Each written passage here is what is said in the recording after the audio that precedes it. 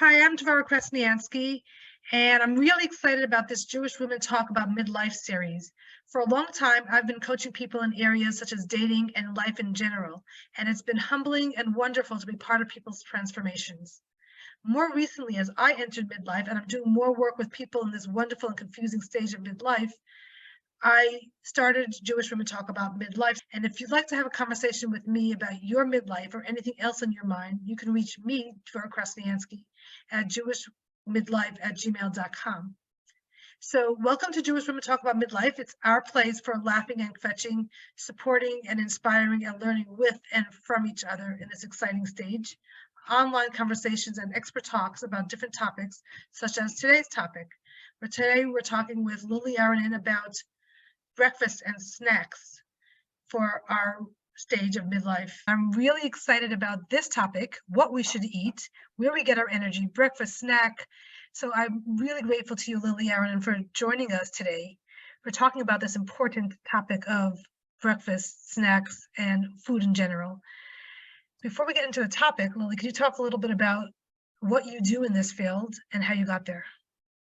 Absolutely. So I struggled with my weight really from when I was about 8 years old, and I was born in the 80s. So I'm also approaching midlife and early 80s, 83. And, at that time, it wasn't the way the obesity demic is today. Like if you were chubby, you were overweight.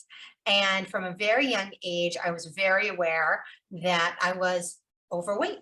And that kind of label stuck with me. And so when I would, my mom would make our lunches. So my brothers would get cookies and I would get extra veggies. And, little changes like that, like, oh no, don't go for that, second Danish Shabbos morning. Oh no, honey, you shouldn't eat so much challah, et cetera, et cetera. All the little things that when you're aware of weight at a very young age, kind of become part of our Jewish cultural conversation. And it was very hard for me growing up with that, and it was hard on my self-esteem, but also my dad was always dieting. He did the grapefruit diet. He did the lemon water with cayenne pepper diet. He did, before there was keto, there was Atkins. He was always on a diet. And then, he was eating all the extra Danishes that weren't there. It wasn't just right. Like wake up in the morning and there's no more Shabbos Danishes on Sunday morning. And we weren't allowed to eat more. So there was this like kind of crazy food dynamic in my house. And at the same time, my parents are wonderful people and loving people. And this wasn't, the only thing, but it definitely sat in my head and influenced my weight. And I was overweight through high school. I went away to a dorm and it was really challenging dorm food. And these are like, the different challenges we go through at different stages of our life with food. But I had to learn a lot of things along the way. And I learned that a lot of it was in my head and in my responses, because sometimes it was really easy to follow whatever the diet du jour of the week was. And sometimes it was like impossible. And so I realized there had to be a difference, and it really pulled me toward the study of psychology. So when I went away to Israel for the year, I just had this meeting with the doctor. You get all your blood work done before you go to Israel. And they're like, and you have high cholesterol. And I was like, oh, you kidding me? Like, I don't know. I'm overweight. I know. Like, what do you know? I've been trying everything. I don't know what to do about it. Nothing stays off. And when I went away to Israel, it was for the first time that I was surrounded by a lot of my own ability to choose what to eat, because we had a dorm kitchen and we only got one meal a day there. And I started to learn how to cook. And I started with more vegetables. I started learning, and I realized that focusing on spirituality, focusing on everything except food, and then eating when it was time, I lost 25 pounds in seminary. And when I came back, I decided to go study psychology. I became a personal trainer in a gym. And I really wanted to investigate the relationship between the mind and the body. And I was very lucky. I got married very young and I started having babies. And I became a living test tube of like what to do, what not to do. You know, I gained 60 pounds in my first pregnancy with my son, and I did Weight Watchers, and I still was struggling with either being healthy or being on a diet or gaining weight. Like there was no middle ground. I was never like just maintaining. It was either going up or it was going down. But I knew that it was about the psychology. And so it became my hobby, starting to study holistic nutrition, starting to read every psychology book, even as I was studying psychology in university. So fast forward, meet Aliyah, 5 children later, and I started coaching professionally. I went and I got a certification in holistic nutrition after I graduated from college with a degree in educational psychology. And I was writing for Joy of Kosher, and I was on TV in Israel, and I was on the radio, and I was really having some success. And all of a sudden, my husband lost his job. And now I'm approaching more midlife, and I have 4 children at home, and I put on 60 pounds on healthy food. Just, you know, that point in the day where maybe life's really overwhelming and you're like, if I could just eat something else, I'll be able to handle it. Like I just need to keep eating so I can keep going. And it was a really hard period. And it was also probably the biggest gift Hashem ever gave me, because it put me right in the sarot I needed, in the hard time I needed, right at the time I needed it, because I needed that push to be like, I'm going to conquer this once and for all. And if I have to do this again, I will never have to do it again. I'm going to get to the core of why I keep gaining, not just to lose. Fine. I'm going to get to the core of how to master my body and my thoughts and my mind. And at that point, also, I was having hormonal issues. You know, this is a later pregnancy. When you're young and you're having babies, it's like so much easier. Second, you get older and your hormones are different, and recovery was so much harder. It was crazy. And I had to lose 60 pounds. And by taking this holistic approach and really throwing everything I learned at it, getting myself a coach, investing in coaching, really helped me to lose 80 pounds. Right. And you can check on Facebook. You can see what I look like 80 pounds ago and today. And I've kept it off for 4 years through many a new emotional up and down. So it's been tested in real life, in the crucible of challenge, but it works. And I've been blessed to help almost 200 women to balance their hormones and their bodies and become more fit and healthy. And for some people, that means also losing weight for life. And that's how I got here. And it's my mission to do that with a Jewish spiritual orientation, because I realized from the very beginning I knew, but I didn't know, because diets never mention that, right? They never mention that when you're having the hardest day ever, that there are other options than just the ice cream, because our bodies trained us to be like, okay, ice cream, pizza, you know, like, okay. And so I'm really excited today to talk to your community and answer questions about how they can get started eating for better energy, eating to balance their hormones, eating at the same time with a little more intention that my body is not just my body, it's also the way I conduct myself in the world. So every caring, loving, generous act you do, whether it's words you speak or hugs you give, or, you know, work you do with you do it with your hands, you do it with your brain, you need a physical body to do it. So it's about integrating those two things, and we do it with food. Wow. So firstly, congratulations. I saw those pictures, and it's like really 4 years, so really good for you. Thank you. I think what really got me excited when I see your Facebook, and I love following you. By the way, just want to mention your Facebook page. Just Lily Aronin. Most people follow my personal page. I do have also a business page at Ms. Thrive Well. So I follow your Facebook page, but you always have not only practical food tips, but a lot of the emotional and the spiritual psycho-spiritual. So that's what I really intrigued me, because I can get a list of food to eat perhaps, but the whole how to look at food. I find it very intriguing and very Yes. exciting because it's not only the food when you go to Whole Foods or you go to Trader Joe's or you go to the supermarket or the farmer's market. It's really when I'm gonna eat it and why am I eating. So that's really the part that really excites me. So do you want to talk to that a little bit? Yeah, so you specifically asked me about breakfast. Right. And one of the things I always try to break down my process, my framework into three parts. We want to be clear about what to eat: functional, nutritional, hormonal, like what do I need to put in my body?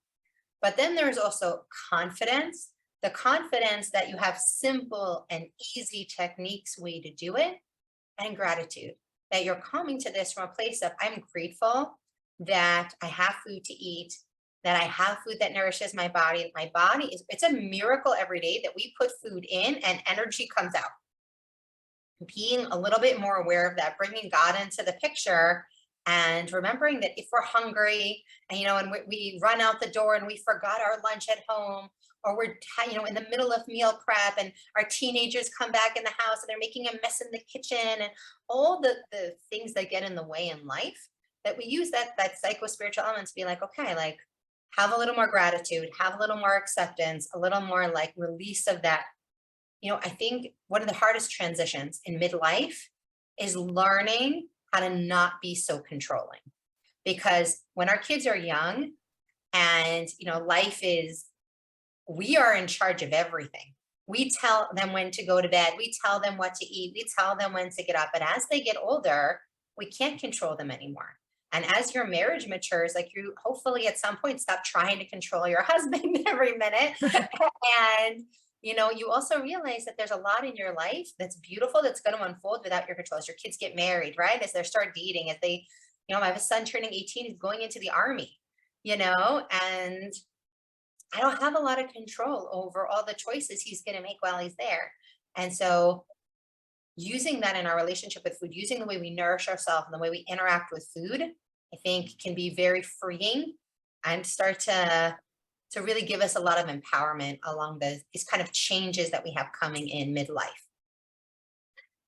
So when we talk to that, so Yeah, this is to stress. I mean, like we said, people eat for stress. Some people eat for the energy that comes from the food. I think if I just had a little bit more sugar, or if I just, but some people just nibble just for nibbling, just to keep themselves busy or distracted. So there's two different, those are at least two different kinds of emotional sure. eating. I teach a workshop called, it's 12 weeks, called the Shabbat Ideal Weight Blueprint. And the first 3 weeks are just about emotional eating. What's emotional eating? What about when I'm happy? Is that emotional eating as much as when I'm sad? What about when I'm bored? What about when I just need a distraction? What about when I just want to numb? Because or what about when I'm just processing my feelings, right? It's the end of the day. It's not even a bad day, but just ugh, right? And you can't unwind. And we pick up bad habits with food. We pick up bad habits. Like I'm going to sit down and maybe I'm going to watch a show and I'm going to have some snacks. Or, wow, I hear this a lot from moms with teenagers, the kids just leave the food out on the counter all the time. So they're walking by and it's like, oh, cookie. Okay. Not even thinking about it. Right. Things like that, different stages, and then, I know for a lot of my clients who are in their midlife and getting older, like they have a little more income. They have a little more going out to dinner. They have a little more like weddings and bar mitzvahs and events, like constantly, a little more vacations. And so they want to enjoy it and they want to be able to eat, but also they'd like to look really good in their clothes on day 7 of the vacation, like they did on day 1. And there's nothing worse than feeling at the end of vacation, where's that dress that has no waistband because I want to wear it on the airplane on the way home, no fun. Right. And so by dealing with emotional eating at the outset, I think it's very important. So I put a few notes together about breakfast because you asked me about breakfast and snacks, and breakfast, in my opinion, is part of a morning routine. And I think that's where you add that psycho and spiritual, kind of aspect to it, is think about how are you starting your day? Hopefully you're starting your day, right? We have a Jewish community of women here. Right. So hopefully they're saying Moda'ani. So you want to think about breakfast as part of your Moda'ani plus experience, right? I woke up today. God returned me my soul today to this body. It's my responsibility to use this body to do good. You know, you and I are mentored by Yael Trush, who's amazing. And one of the things that she said that really stayed with me and like was woven into my also relationship with how I talk about food was this concept of he just gave you back your soul to your body. Like, why are you even worried about like, you know, how you're going to pay your bill today? Like he just gave you your body and your soul back. Of course, you know, he's going to support you the rest of the day. And I think that really resonated with me because it's how I want to think about it. I wake up in the morning, even if it's an overwhelming day, there's a lot of stress, there's a lot of things going on, to start to calm down and to start from a place of gratitude. And personally, I do a 3-minute gratitude practice every single morning. They have a lot of amazing decks. There's a lot of different Jewish women. They have like calendars, like Driven Day, Meaningful Moments, have these like little journals and calendars that have a pasuk or have an affirmation, something beautiful to start your day with. So I use a card, but those are other good brands. And it just tells me something that day. Today's was I am strong. My physical and intellectual powers are my greatest divine resource. Like just something nice to think about in the morning, first thing before I jump into, okay, I have a million phone calls today. This one has a bat mitzvah. I'm driving carpool, right? Like, this one is going to the army. He had a math test. She had like all the things. I have an email. I have a course. I have a class I'm teaching, right? Like all the things. So before breakfast, have a minute of gratitude. And it could be when you wash until you die. It could be when you're saying Moda'ani. It could be when the water's boiling for like that first cup of coffee in the morning. Like you're like, oh, everything is going to be okay today. So that's really important. And then we want to be like, okay, take a breath. And why am I eating now? A lot of women skip over breakfast, and especially women who've done a lot of diets. So like a lot of confusing information. Should I not eat carbs for breakfast? Should I yes eat carbs for breakfast? Like should there be only fats? Should I skip breakfast? Should I be intermittent fasting? Like, what should I be doing? So what's your biggest question? Because I can talk about hormones and kind of how I like to think about what would be the best food to eat at breakfast for a woman's health in midlife. Or do you have a specific question maybe you want to get into first? No, I think I want to talk about what we should be eating for the energy that we need. We all have busy lives, needing to use our bodies and needing to use our minds. Yes. And I think that the food that we eat really impacts both. Absolutely. What to eat. Absolutely. So really the best time to have your carbs and good whole grain carbs is in the morning. And a lot of women think, oh, but I have good energy in the morning. I don't need to eat carbs in the morning. But actually, then you're depleting your stores. What you want is this is the time when you're going to be using the most energy, and our brain runs on carbohydrates. So like you said, we're going to need to be sparking. We're going to get to work. We need to be functioning optimally. And also for our hormones and our blood sugar health, whole grain carbs in the morning are really great. But we want to pair them with protein. And so whatever breakfast I choose, I always want to pair a carb and a protein. And I want them to be in a significant enough amount. So a good rule of thumb is, in my opinion, 20 grams of protein is a good amount to start your day. And in terms of whole grains, you want to think about maybe like 1 to 2 cups of fruit. Or like if you want to have something like oatmeal, like a half a cup of like uncooked oatmeal would be a great amount. So like a packet, or a cup and a half of fruit, 2 cups of fruit, something like a good amount of carbohydrates and a good amount of protein. So let's say, I know a lot of people love that 645 toast. So it could be like 2 slices of 645 toast with eggs. So yes, could you just have 2 eggs? You could, but you really want to up that protein in the morning. So I would recommend like 1 egg and 3 egg whites. Okay, so you have a good amount of protein and a whole grain in the morning. You have your coffee. And what that's going to do is it's going to give you sustained energy throughout the day. And what's really cool is with the woman's hormone response is keeping stress down is key. The less cortisol we have in our system, which is that stress hormone, the more our body's able to burn fat and to function optimally with the ideal energy. And so by having carbs, our body's going to burn off those carbs. And when it finishes it, it's actually going to start burning body fat. So this is where you want to have a nice enough sized breakfast that you're not going to need to snack too much before lunch. Ideally, you don't want to be snacking between breakfast and lunch. What you do want to be doing is drinking water. That should be your prime time in your day to hydrate, because you have a lot of stored energy in your body. And the only way to activate and break down that energy is with water. It's the ATP cycle you learned in biology in high school. So infusing your water with lemon or fruit or mint leaves, or using tea, which counts as water, or decaf coffee, which can count as water. But that's your like prime time between breakfast and lunch to really be hydrating, and not just caffeinated coffee. But let your body's natural ability to use energy work for you. So a couple questions come to mind. Yes. If our morning starts at like 6:30, Yes. so that's very long till lunch. So is there a snack? Depends on when your lunch is. When's your lunch? Well, if we're working throughout the day, if 6:30 till 10:30 at night, when would we have our breakfast, lunch, and dinner? What do you recommend? Ideally, hormonally for women, we are the most susceptible to like the time of year.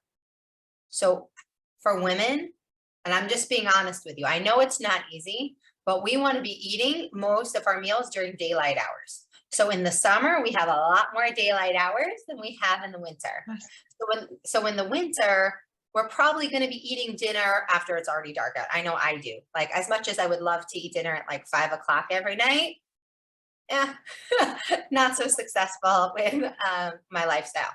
So I definitely want to have all my carbs and the bulk of my food when it's daylight. So I'll always try to make sure that then if you're eating breakfast at 6 a.m., so then maybe you're having lunch at 12. Right. Okay. And then you definitely want to have a snack then between lunch and dinner. Okay. And that would be where I would put a snack. You can always, if you're feeling like, no, I can't make it to lunch because I'm not eating lunch till 2.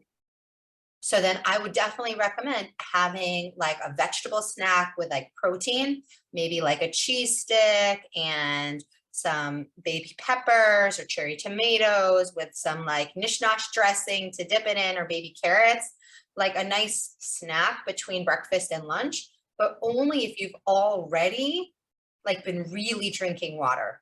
You know, if you've drinking 2 liters of water already, fine, start eating. But if you haven't drinking 2 liters of water yet, first drink the water. And I promise you, you're actually going to feel a burst of energy and you're not going to be as hungry. Fascinating. So let's go back. As far as, like you said, making eggs in the morning, Yeah. some people don't have time to make the eggs and clean the pot. Yeah. And what are things that we can pull out of the fridge or the pantry that are protein based? So I do love a good protein powder. I have 2 in my cabinet at all times. I love the PB2 protein, which I just love peanut butter and chocolate. Those are like my happy flavors. And so I'll take my oatmeal, instant oatmeal. I'll add the PB2 powder to it, boiling water, a few chocolate chips, stir it with a spoon. And it's like, like under 2 minutes. The time it took to boil the water, that's it. Also, I'm a big fan of Greek yogurt and fruit. I mean, there's nothing as yummy as like, I love that Phage brand, or like the Mahadran, non-fat Greek yogurt with like some stevia and vanilla extract and like 2 cups of fresh berries or frozen berries. It just, you grab it, you eat it and you go. But really, if we're talking about having a little bit of a morning routine, eating in the car you're not really going to be eating mindfully. You're not really going to be satisfied. You're not really going to be eating intentionally. So it happens to all of us sometimes. But if we can take, when I first started davening every morning, I kept saying like, oh, I don't have time. I don't have time. I just started timing myself. And really, it doesn't take more than 15 to 18 minutes for me to daven chakras, even when I'm paying it, like when I'm the kavanah. Takes 18 minutes. I always have 15 to 18 minutes, right? Like even if I think I don't, I do. I do. And so it's like, okay, how long does it take to eat a bowl of yogurt and berries? If you're being mindful, maybe 5 minutes, 6 minutes max. Just doesn't take that long. Okay, so as far as like yogurt, could you put the granola in there as part of your carbs? So I wouldn't, quite honestly, because it depends. If I was in no way concerned about making any change in my weight and I just was going to have fun and enjoy, then sure, add a tablespoon of like the Julian brand granola or 2 tablespoons. They have a few other really good low sugar brands, but a lot of store-bought granolas are full of random stuff. And like they could be good stuff, but you really don't need it. And for 100 calories of granola added to your yogurt, I don't know, maybe you'd actually rather eat a cookie. I hear that. Like, Okay. maybe I put a lot of some healthy snack recipes together for you. And so I said first, water should be our first go-to snack. First, all forms of water, then vegetables. Then you want to have protein and carbs. And sometimes you want to ask yourself, do I really want a snack right now? Am I hungry? Or do I just want a treat? Has it just been a long morning? And at 11, I'm not really hungry, but I need a mental break from work. Right. And so rather than having granola on my yogurt, which I don't really need, I'd rather sit down with a big tea and like an energy bite or a small cookie and actually sit and enjoy it, or 2 squares of chocolate, right? Like it's not about what we're not having. It's about there's this mindset of let's like put everything in everything. Like sometimes you see these salads and they're cooked in the cookbooks and they're like, okay, we're going to add pecans and almonds and, berries and dates and this thing and this thing. And like, it's great. Awesome. But like, did you need all of that?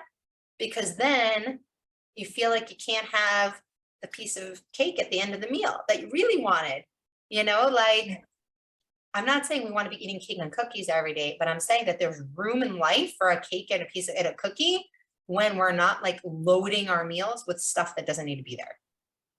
So simpler foods so that we can just spices can give a lot of flavor. We don't need to have all those punches. Like like all those nuts that we were talking about, even fruits in our salads. Let me say that again, let me clarify. I love having dried fruit and nuts in my salad. If you want to have 3 different kinds of nuts, put them all in one jar and take a handful from the jar. But what happens is we take a handful and a handful and a handful and a handful. Mm. And so that's how it adds up. It's not about eating less. It's about eating intentionally. It's about having and saying, what's the purpose, right? It's what's the purpose? If it's the purpose to make this salad as absolutely amazing as possible, I'm a big believer in eat the most delicious salad dressing. And like, I go to the shuk, I live in Israel, so I go to the shuk Machane Yehuda and they make these amazing nut seed mixes that you put on salad. So they mix 15 of them together and they spice it and it's in a bag and I put it in a beautiful jar. And I have like, it's like an 1/8 of a cup measuring cup and it just sits in the jar so that it's easy to scoop out and throw on salads, like a personal salad and, 2 or 3 if I'm making a huge salad for a family. So I'm getting the variety, but it's intentional. It's not like huge handfuls from everywhere. Because nuts and seeds are great for healthy fats are a really important part of hormonal health. But we want to just be intentional because that's how, the same salad can end up being, just overeating. What about a hard-boiled egg as far as protein? Because that's like you can Hard-boiled boil egg is a 4 at a great time, and then snack. you can have it for a few days, and A you do one great effort. Absolutely. What I love a hard-boiled egg to grab and go. Also, cottage cheese is an amazing source of protein. And if you've never tried cottage cheese with like some cinnamon and fruit, it's delicious. It's also good with like cucumbers and tomatoes and toast. Um, Always cottage cheese is good. But with eggs, I really like to make like a crustless quiche at the beginning of the week.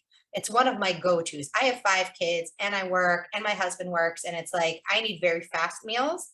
So I really love having like a broccoli or a spinach crustless quiche in my fridge.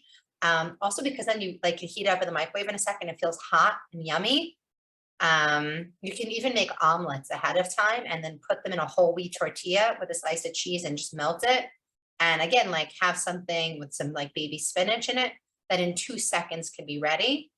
I'm also a fan of like nitrate-free deli, turkey, tuna fish, things that are fast and easy. And then we're kind of moving into lunch territory, but those are all great options. And I love wasa crackers, which are even easier than, toast for me, and because they're crunchy and they like can travel so easily when I'm on the go. But back to breakfast, I think that also smoothies are great if you're in a rush. You just have to know yourself. Some people really don't get full from liquid calories. Even if the smoothie's thick, they just don't feel satisfied. And other people love it because they just don't want to feel weighed down by their breakfast and they want to be out the door. So you got to know yourself, and go from there. And what would you put in a smoothie? So all my smoothies, I love the Orgain brand protein powder. It's OU kosher. It's great. I love the vanilla with fruit. And then I have a big sweet tooth, if you haven't spelled, and I don't eat a lot of cookies and cake because I don't want to have the refined sugar, again, which is not great for our hormones. So I love to turn the protein powder into a breakfast cake. And it takes a minute and a half in the microwave. You take 2 scoops of the Orgain chocolate, a little cocoa powder. You have to have the ingredients. Like I have them lined up because I make it so often. A tablespoon of almond flour, a little bit of baking powder, and 1 egg, and like a little water or almond milk. And it looks like cake batter. It's like a mug cake. And you put it in the microwave, a few chocolate chips, and like it like puffs up like cake, but it has 28 grams of protein. It keeps me full for like 5 hours. It has so much protein in it, and also has the almond flour. So it also has healthy fats, and it's an amazing breakfast. If I'm really hungry that day, I'll even add an apple. And yeah. So what about the smoothies, like the kale-based or like the green smoothies, kale-based, spinach-based? So again, what you want to check out with those kale and all those smoothies is how much fruit that you're adding to it. That's really where people get stuck. As like you don't want to be having more than 2 cups of fruit in your smoothie, and you especially want to check in if there's a lot of high glycemic fruit. Like my favorite green smoothie is mango or pineapple, which are higher glycemic fruits. Is like I love using the frozen spinach cubes. If you want like a really great hack, take the frozen spinach cubes and you throw those in the blender with almond milk and the Orgain vanilla protein powder and 1 cup of either frozen pineapple or frozen mango. And it's amazing. It's like bright green, but it's like sweet and yummy and tart. But then I'm only using 1 cup of fruit. I've seen a lot of smoothie recipes where it's like a whole banana and another cup of fruit and a date and like just more and more and more sugar. And we always want to keep that balance between the carbs and the protein. And what about like chia seeds and hemp seeds that everyone's talking about these days? Which are, again, are great. They're great healthy fats. But like if you want to add a teaspoon, right? Awesome. But the fact of the matter is a Jewish diet has plenty of fat in it. We like our salad dressings. We like our olives. We eat with fat. Like we're not in this generation of where nobody's eating fats anymore. So you just want to ask yourself, like, just because something says it's healthy, is it healthy for me right now? Am I cutting back on using canola oil? Am I cutting back and not using margarine anymore? Am I only using like avocado oil and grapeseed oil and olive oil?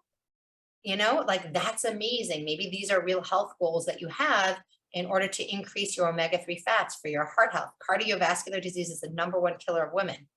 You know, maybe that's really where you're going. And so then adding in a teaspoon of chia and a teaspoon of hemp is really going to help you.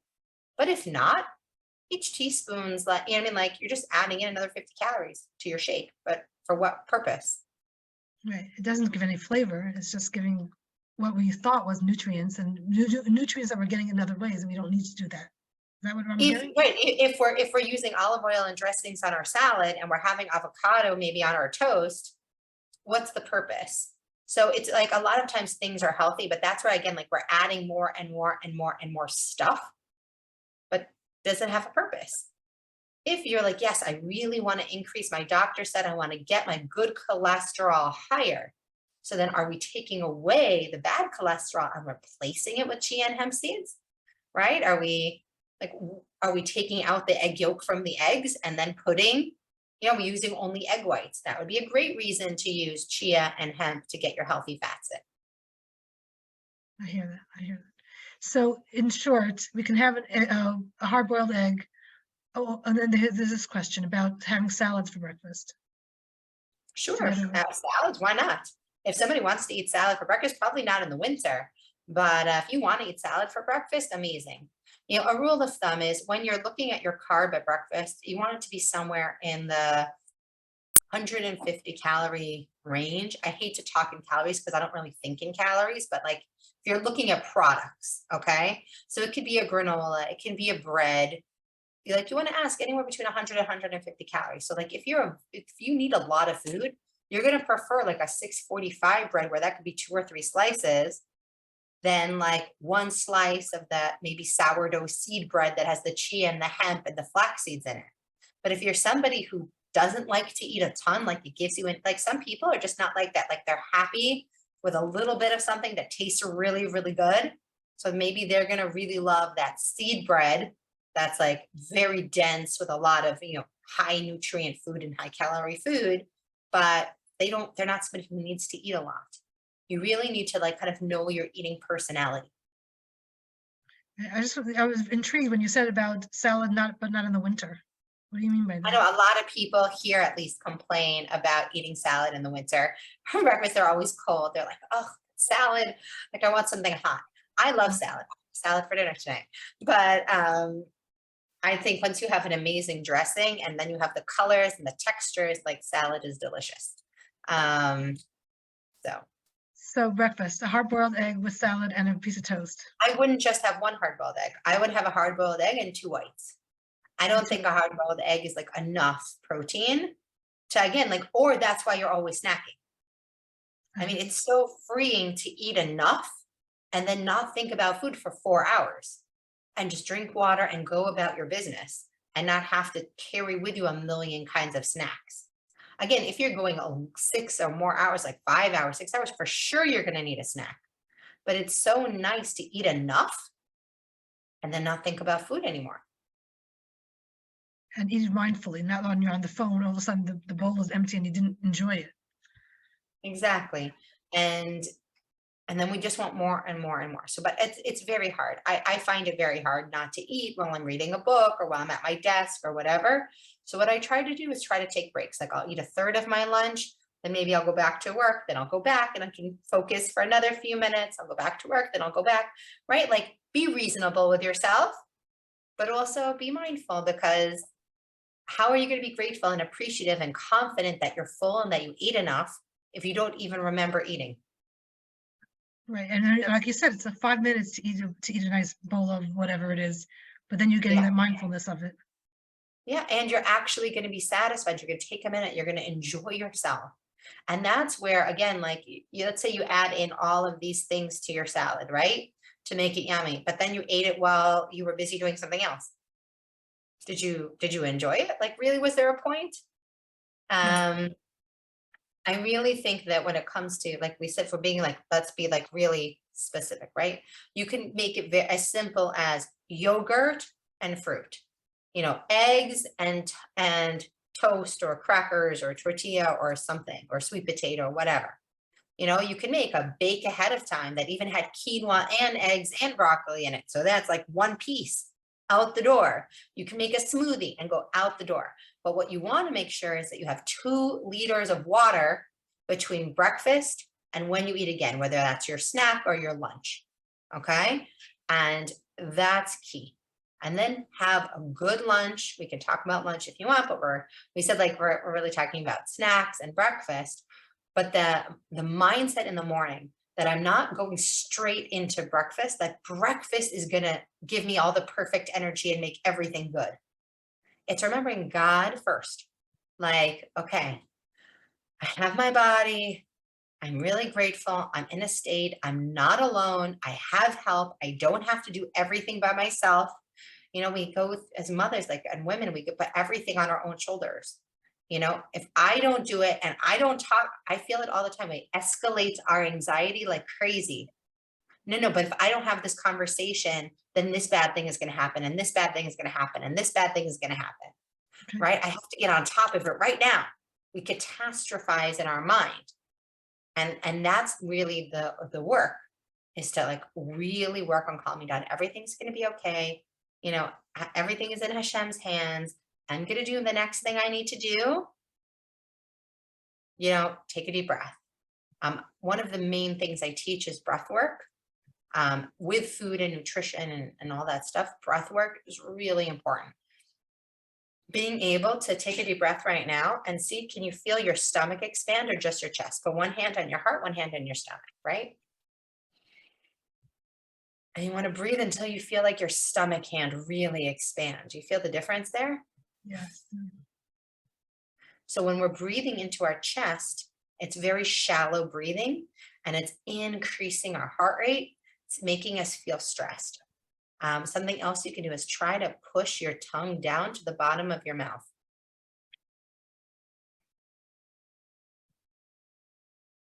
And then release.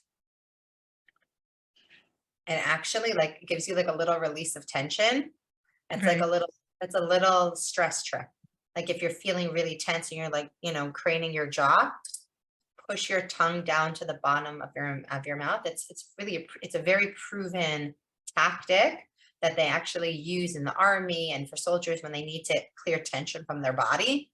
You press your tongue to the bottom of your mouth, cool. as hard as you can, and then you release it, and it helps to release tension that you're holding in your face and in your body, which again is going to help you be less hungry. If you talk to women when they are stressed out, okay, like they're the women who don't eat when they're stressed. We're not talking about them today.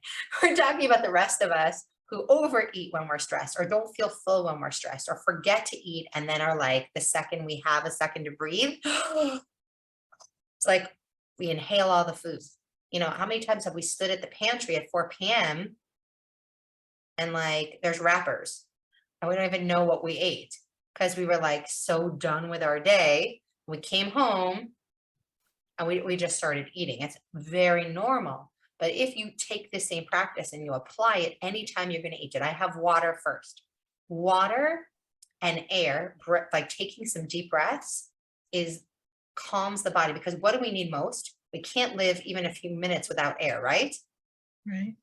So we have a psychological, ingrained, deep neurological hormonal response to taking deep breaths that we're safe.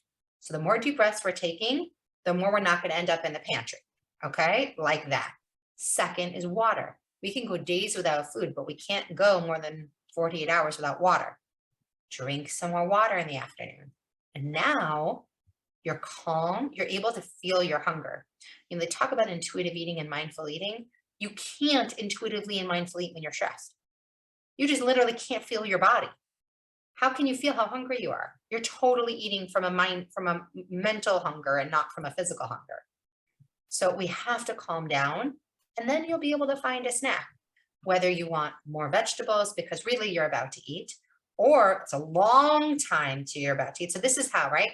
If it's a short time till you're about to eat, but you're hungry, vegetables. If it's a long time till you're going to eat, vegetables and protein.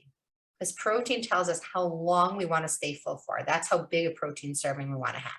So if we have one egg, we're not going to be full that long. If we have an egg and 3 whites, we're going to be full longer. So we want to decide if you need more energy. Let's say, you're saying you're not eating till 9 p.m. and you have a lot to do between 4 p.m. and 9 p.m. So then maybe also you want to have another piece of fruit, another piece of toast, or a different whole grain. Maybe they have some amazing whole grain crackers and almond flour crackers, which I love, and flaxseed crackers with all these yummy flavorings. And again, you just want to look at the package. If you're buying anything packaged and not sticking to easy things like fruit and things like that, is look at the package. A serving should be about 100 calories for that carb serving as a snack. Should be about 100 calories. So it doesn't matter if they're flaxseed crackers or almond crackers, like go as healthy as you want, right? Go to Trader Joe's, get delicious, amazing, healthy things, but keep an eye on what the serving size is. A lot of these, we eat a whole bag of them. I know I feel that way about Mediterranean terra chips.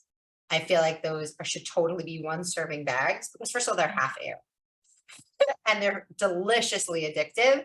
So I know I cannot eat those as a snack. They can go crushed up on a salad, but if I open those as a snack, I'm gonna eat the whole bag. So know yourself. Know yourself. Pick snacks that you're able to look at the portion. And it's not about I can't have. It's like, but if I put more in now, then I'm gonna we want to be hungry for dinner, right? I want to be excited about dinner. I want to be moving on in my day. And so definitely, I think most people who eat a later dinner need a snack between lunch and dinner. And again, we want to get those extra calories in while it's daylight out. Because what we don't want is then go all day not eating and after dinner be snacking. Right. The pantry.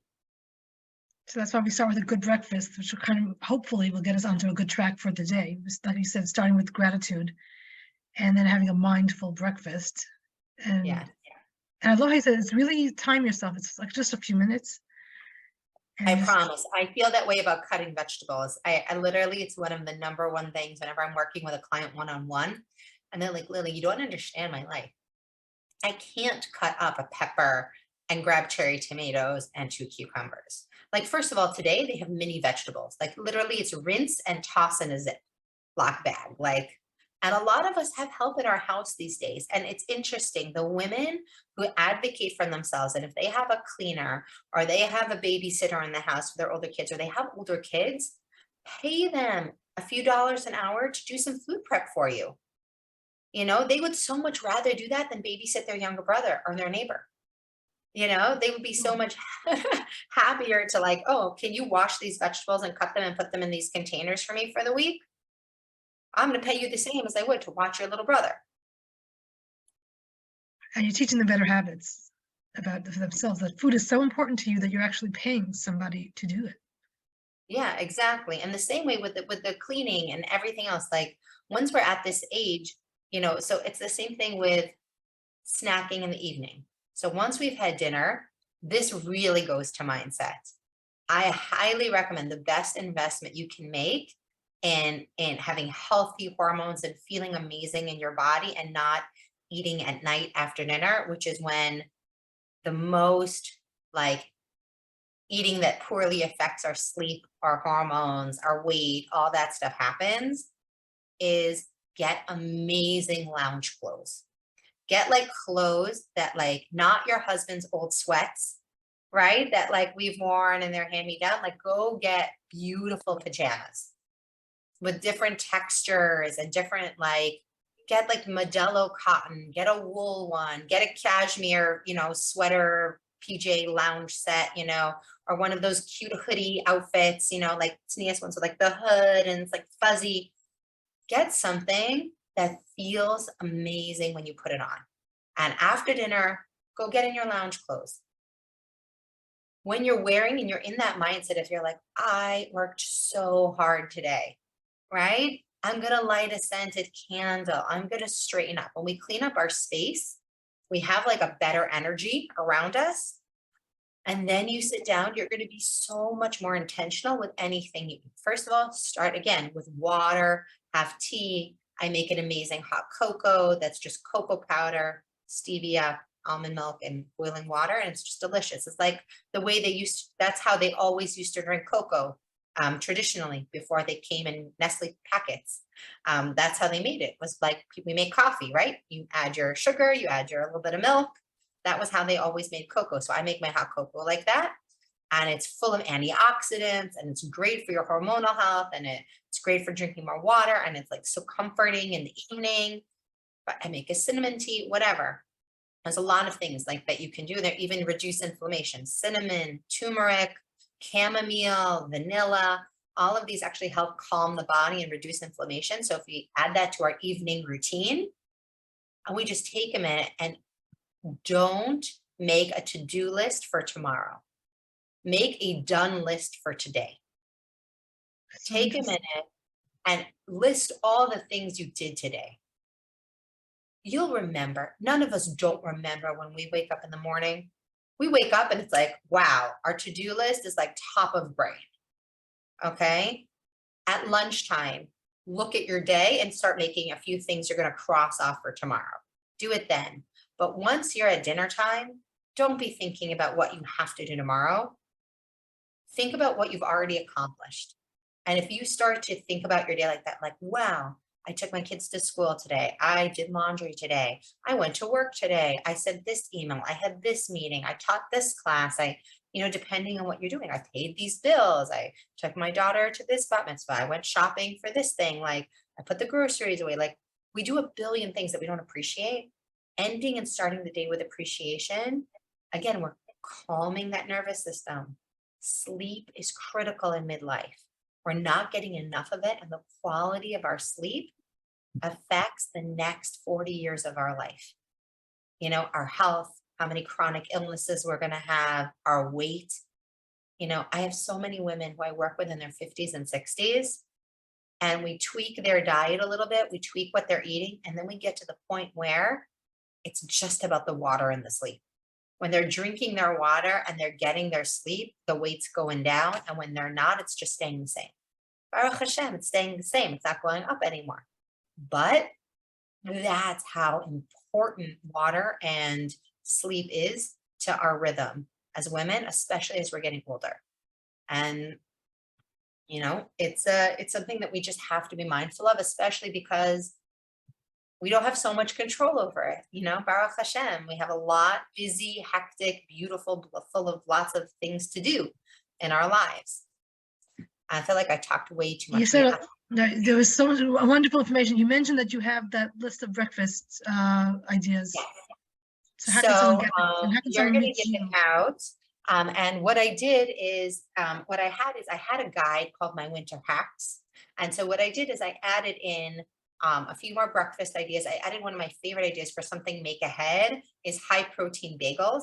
So many of us love a bagel. So having a high protein bagel that's actually made with Greek yogurt is really fun. And then you can add some, like cream cheese to it or lox or like an omelet or a hard-boiled egg sandwich. In Israel, they love to do like an omelet sandwich or a tuna sandwich in the morning on your way out. Super yummy and very fun. And put my oat bran recipe that I eat every morning in the winter. It's also amazing for heart health. It's amazing for cholesterol. It's amazing for digestion. And it's peanut butter chocolate, so can't be better. Right. And the mug cake recipe that I told you about with the protein powder, I included that as well. And then I included some of my favorite vegetable soups. Vegetable soups are also a great snack. In the middle of the day, in the winter, we always have vegetable soups, like in a pot that goes goes out in like noon, and people are reheating it like till the end of the day, and it lasts like 2-3 days, and then we make a new pot. And it's just such a nice, especially at this stage of life, people are coming in and out of the house and eating at different times. It's so nice to have something that people can like kind of heat up and use.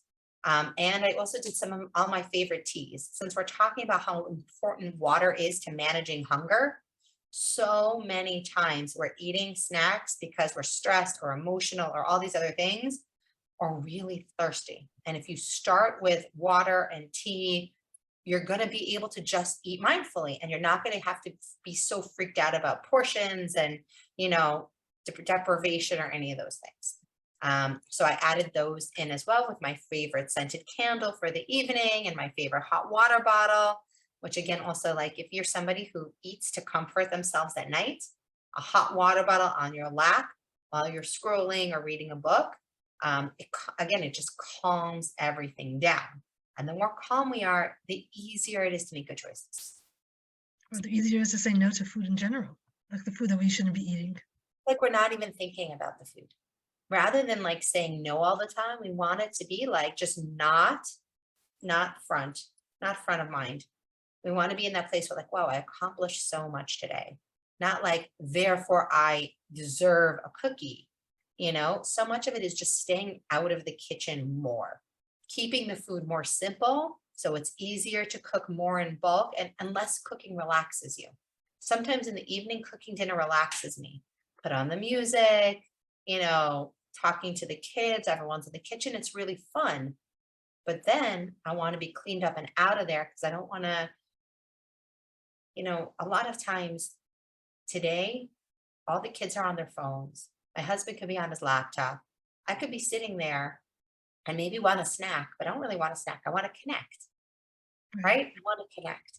And so sitting with that discomfort for a minute of like, okay, I'm going to walk over to my husband. I'm going to be vulnerable and I'm going to touch his shoulder and be like, honey, can we spend some time together? Or go to the kids and be like, who wants to play like a game of gin rummy? And like, or call my mom or call a friend or do something that really feeds the soul versus something that just something else to eat because we don't realize that it's lonely. Everybody's doing their own thing, but that's the modern dilemma. And especially when people are older and there's just less people in the house. So there's Yeah. just, so that it's, what I'm hearing is make your consciously put together your list of what you're going to do to fill yourself instead of food. Get it, like Exactly. add more to your life, more things that are fulfilling rather than just food. Have another hobby, like volunteer, get coaching and like have like we have our coaching sessions, in our momentum group, have an accountability buddy, where you have somebody to talk to. Nobody is an island.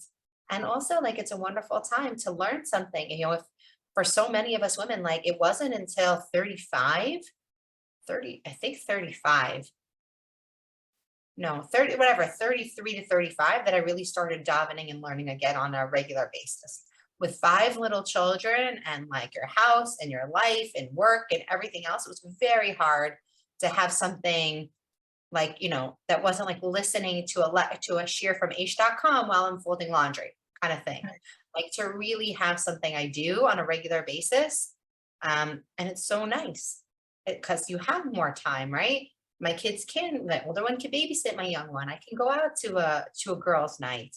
And there's amazing things going on in every community and it's worth investigating, but also there's something nice to taking some of that time and reinvigorating your bedroom so that you go to bed earlier.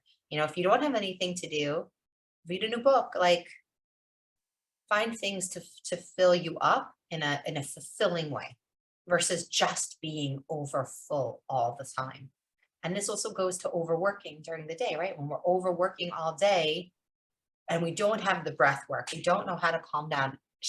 We're like running out of time. We're at 9, but I'd love to give you an amazing nighttime, since we're talking about like a final snack of the day, breath work exercise. Are you up for it? Let's do it. Let's do it.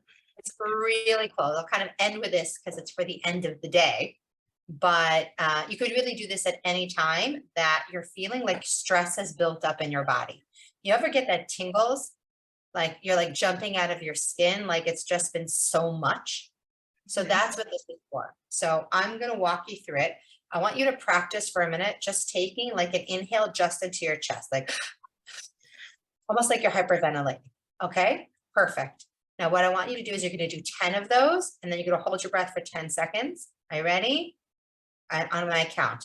1, go ahead. 1, 2, 3, 4, 5, 6, 7, 8, 9, 10. Hold your breath. 10, 9, 8, 7, 6, 5, 4, 3, 2, 1. We're going to do it again. Go again. 1, inhale. 2, 3, 4, 5, 6.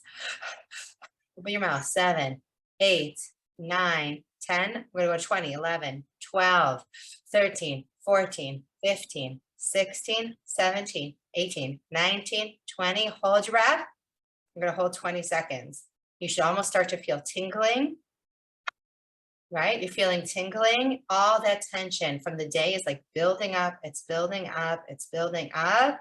9, 8, 7, 6, 5, 4, 3, 2. Blow it out. We're going to do one more time to 30. Are you ready? And it's going to be amazing. Ready? There's so And much to release. no, I don't release. Yeah, you already released. Okay, keep going. Ready? 1, 2, 3, 4, 5. Through your mouth. 6, 7, 8, 9, 10, 11, 12, 13, 14, 15, 16, 17, 18, 19, 20, 21. Take more air in. 23, 24, 25, 26, 27, 28, 29. One more. Swallow and hold. 1, 2, 3, 4, 5. It's okay. I'm counting my head. Feel the tingling in your body. Like feel it in your body. Feel it in your face. Feel it in your arms. All of that is oxygenating your blood. 10, 9, 8, 7, 6, 5, 4, 3, 2, 1. Now release everything. Big exhale, like exhale, exhale, all of it. Wow. Isn't that amazing? How'd that Yeah. feel for everybody who's gonna listen to you? Yeah. It's like totally like out. Like, I mean, for me, it's All only the 2 o'clock in tension. the afternoon. It's not a whole day's worth, but I could just see that at 9 o'clock at night, it'd be even more if unless I release it earlier during the day, and then I can. But you could do it more than one time. But it's the same energy as when we're being intimate and we have a release. It's that Right. same energy of that buildup of tension that's released, and it's a natural, excellent way to what we unfortunately use food to do. One of the reasons we're pulled to food is because we take a lot of air in the digestion process. And it's Wow. like, and so by having powerful breathing exercises that you can do, just belly breathing during the day, or having a release exercise like this, it's easy to remember. It's 10, like almost, breaths, and then hold for 10 seconds, 20, hold for 20 seconds, 30, and it's hard to get to that 30, right? Like you almost feel like you're going to burst from the tension, but that's really how we feel sometimes in the day. And then we just release it, and we see how our body is like so miraculous that it gets built to do these things. They're so cool. So we can do that throughout the day. It doesn't seem like it takes, I mean, I didn't count, but it's like less than Takes 2 1 minutes. minute, 30 seconds, and 30 seconds total. Takes 1 minute. Right. Wow. So we shared so much. Lily, again, how did anyone reach you? They And can join me at lilyaronin.com, but the best way would be to sign up to get the recipes and my winter hacks. Also, if it's okay, I have a 4-day live coaching event where we will be, it's called Flow. We'll be talking about finding your path, like where do I want to go with my health right now? Am I looking to have a healthier relationship with food and my weight? Am I just really trying to get healthier and work on my hormonal health? Like, what do I want for this next season of my life?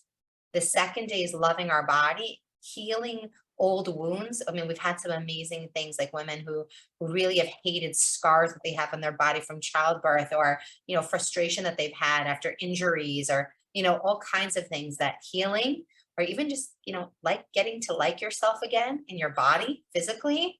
And then we talk about opening to possibility, opening to things like breath work, opening to things like, hey, maybe this is a mental game and not just about calories in, calories out. And then finally, we have a real conversation about weight. Is it okay to want to lose weight? How, what's okay about it? Does it mean that I'm only body focused, or does it mean that I want my body to reflect the person I am in here? right. And we talk about it, and we have a real conversation about what we want and how we want to go about it in our values authentically, from a place where we're not changing, upholding our whole house in a negative way, but we're aligning with our values. And so it's really powerful. It's 4 days, 1 hour a day. It's 8 a.m. Eastern and 3 p.m. in Israel. Cool. So that I'll put that on the website also, right in the show notes of this conversation. So Thank you. the food, I mean, the hacks that you mentioned and your email. So get all of that together. So thank you so much, Lily. I learned a ton. Now I have to figure out my menu and figure out my whole But day. remember, just keep it simple. Start with like, yogurt and fruit or eggs and like that 645 toast and big salad for lunch. And make sure you have veggies on hand for in between and water. And then dinner, like enjoy, like make sure there's lots of different, I have a 3 vegetable rule at dinner. I like to have 3 different kinds of vegetables. Whether it's grilled onions and mushrooms, and then maybe also some cut veggies, and some eggplant. And so that's where food prep can really come in handy. But if I have 3 different kinds of vegetables at dinner, no matter what else I'm having, whether I'm having rice and chicken or meatballs or whatever it is, or fish, I'm tofu, I'm going to feel really full and satisfied and have a beautiful, colorful plate. Wow. So thank you so much, Lily. I'm just thinking of my next trip to Whole Foods and like spending a little bit more time looking at packaging. So that Yes, my first trip will focus be a little bit longer, and then I'll just be able to get what I need. and save time by buying more food that doesn't come in a package. The less it comes in a package, the healthier it is. That's true. So just the produce section rather than the package section. That's how I shop. I spend the majority of my money and the majority of my time in the produce section and the proteins in the outer level of the grocery store, and then go in for specific enhancements you need. Your favorite bottled dressings and marinades that just make life easy and delicious, little fun things you want to add to your salad, but just stay out of those other aisles in the first place. Go into the seasoning aisle, go to the tea aisle. I bet you didn't even know they have a tea aisle. Whole Foods has a great tea aisle. They do. Overwhelming. They do. So like pick one a week. I have a tea drawer. Anyway, we got to go. I know you have to go and your audience has to go, but thank you so much for having me. And to all the women who listen, midlife is really like the best season of your life, even though there's a lot of transition happening. It's also the most freeing. So enjoy it. And you're so lucky that you have an amazing, mentor here in Devora. Thank you so much, Lily. Good night. Thank Good you. night.